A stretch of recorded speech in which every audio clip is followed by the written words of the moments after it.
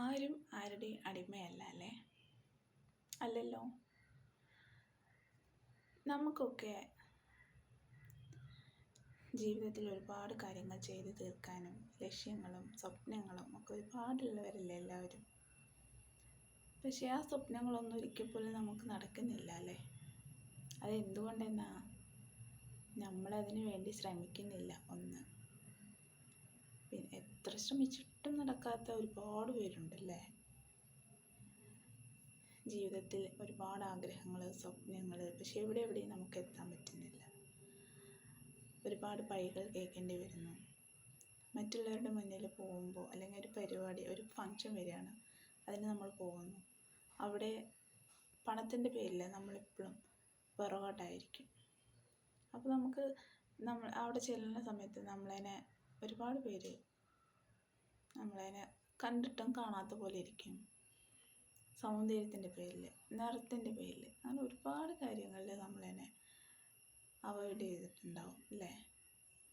എല്ലാവർക്കും കിട്ടിയിട്ടുണ്ടാവില്ലേ ഇങ്ങനെയൊരു അനുഭവങ്ങൾ? കമൻറ്റ് ചെയ്യണം കേട്ടോ അങ്ങനെ ഉണ്ടെങ്കിൽ.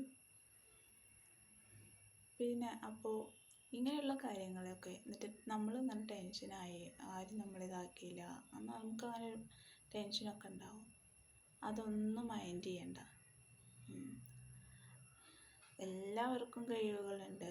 ദൈവം എല്ലാവരെയും ഒരുപോലെ തന്നെയാണ് സൃഷ്ടിച്ചിരിക്കുന്നത്. നമുക്ക് ചില സാഹചര്യങ്ങൾ കൊണ്ട് എവിടെ എത്താൻ പറ്റാതിരുന്നിട്ടുണ്ടാവാം. ആരും കൂട്ടില്ലാത്തൊരു സമയത്തായിരിക്കാം അങ്ങനെയൊക്കെ വന്നിട്ടുണ്ടാവുക അല്ലേ? ജീവിതത്തിൽ അപ്പോഴേക്കും ഓരോരോ പ്രശ്നങ്ങൾ വന്നിട്ടുണ്ടാവുക. നമ്മളൊരു ലൈഫിൽ എവിടെയെങ്കിലും എത്തണം എന്ന് വിചാരിച്ച്, അല്ലെങ്കിൽ ഒരു നിമിഷം നമ്മൾ എവിടെയെങ്കിലും എത്തണം എന്ന് വിചാരിച്ചിട്ട് അതിൻ്റെ അടുത്ത് വരെ എത്തിയിട്ടുണ്ടാവും. ടോപ്പ് ലെവലിൽ എത്താനാവുമ്പോഴേക്കും ഏതോ ഒരു ശക്തി വന്ന പോയിട്ട് നമ്മളതിനെ ഒക്കെ താഴത്തേക്ക് കൊണ്ടുപോയിട്ട് ഏറ്റവും അടി കൊണ്ടുപോയിട്ടിടുന്നു. അതുപോലെ എത്തിയിട്ടുണ്ടാവും നമ്മൾ. അപ്പോൾ അവിടുന്ന് പിന്നെയും കയറി വരാൻ ഒരുപാട് സമയമെടുക്കും.